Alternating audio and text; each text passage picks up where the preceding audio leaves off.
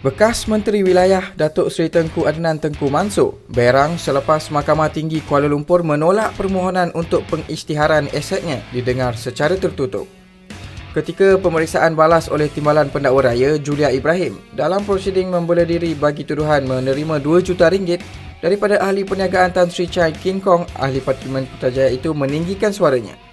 Peguam Datuk Tan Hock Chuan yang mewakili bekas Setiausaha Agung UMNO itu kemudian mencelah dan meminta mahkamah berhenti rehat untuk menenangkan Tengku Adnan. Terdahulu, Hakim Muhammad Zaini Mazlan yang mendengar perbicaraan itu dalam keputusannya terhadap pengisytiharan aset memutuskan bahawa perbicaraan itu dijalankan secara adil.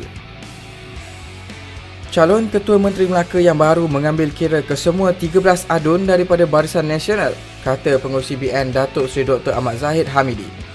Presiden UMNO itu berkata beliau telah menyampaikan hasrat itu kepada Yang di-Pertua Negeri Melaka, Tun Dr. Muhammad Khalil Yaakob dan pihaknya akan patuh terhadap keputusan yang dibuat Muhammad Khalil selepas ini.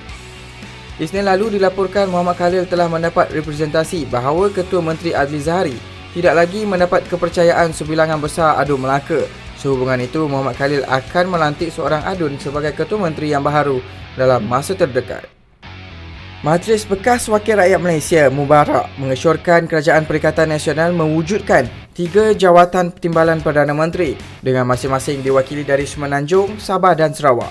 Presiden Mubarak Tan Sri Dr. Abdul Aziz Rahman berkata langkah itu mampu mencerminkan intipati ucapan pertama Perdana Menteri Tan Sri Muhyiddin Yassin yang berikrar menjadi pemimpin untuk semua rakyat Malaysia. Dalam masa sama, selain menyokong penuh kepimpinan Muhyiddin, beliau turut mencadangkan agar kekosongan tempat senat diisi oleh golongan teknokrat.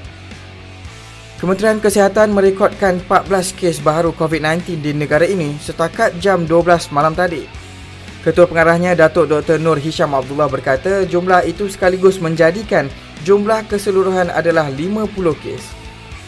Ia diumumkan setelah 11 hari tiada kes baharu dilaporkan dan bagi gelombang kedua sehingga 4 Mac 2020 terdapat sebanyak 28 kes positif COVID-19 iaitu kes ke-23 sehingga kes ke-50 yang telah dilaporkan.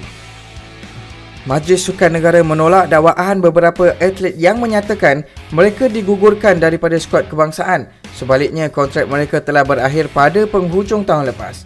Ketua Pengarah MSN Datuk Ahmad Syafawi Ismail menegaskan program ke arah Sukan Asia, Sukan Commonwealth dan Sukan SEA 2018-2019 tamat pada 31 Disember lalu. Namun kontrak tersebut disambung sehingga Mac ini bagi proses cooling period serta membuat penilaian semula sebelum memulakan pusingan program penyediaan atlet ke arah tamasya utama yang baharu. Bagaimanapun, program persediaan atlet ke arah Sukan Olimpik 2020 yang bermula sejak 2016 masih diteruskan sehingga tamasya terbesar dunia itu berakhir pada Ogos ini.